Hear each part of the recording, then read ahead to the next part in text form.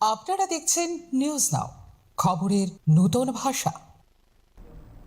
বিশালগড় গোলাঘাটি সড়কের তালতলা এলাকায় মঙ্গলবার সকালে বালু বোঝায় একটি ট্রিপার নিয়ন্ত্রণ হারিয়ে দুর্ঘটনার কবলে পড়ে। প্রত্যক্ষদর্শীদের দাবি, অতিরিক্ত গতির কারণেই এই দুর্ঘটনা ঘটে।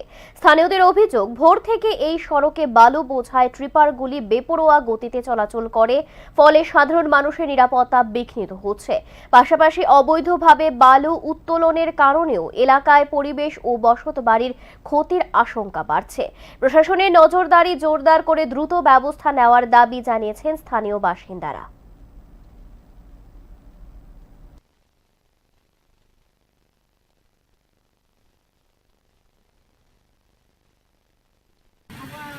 বালু গাড়িটা আছে।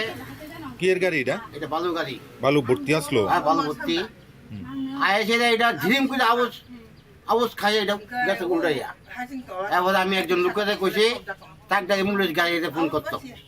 হ্যাঁ, তাই আবার ফোন লগে লগে ফোন করতো। আচ্ছা, তো এই ভিতরে লোক আসলো নি? দিচ্ছে দুজন লোক আসলো। তারা কেমনে বেরিয়েছে? তারা গ্লাস দিয়ে ভাঙ্গাইছে। আচ্ছা, গাড়িটার স্পিড আসলো কেমন? গাড়িটা মোটামুটি বালা ফিরে আসলো, বেশি আসলো। আচ্ছা, নাহলে এটা তো টার্নিং না, এটা তো সিধা রাস্তা। ব্যাপারটা দোষ আছে। বালু ভর্তি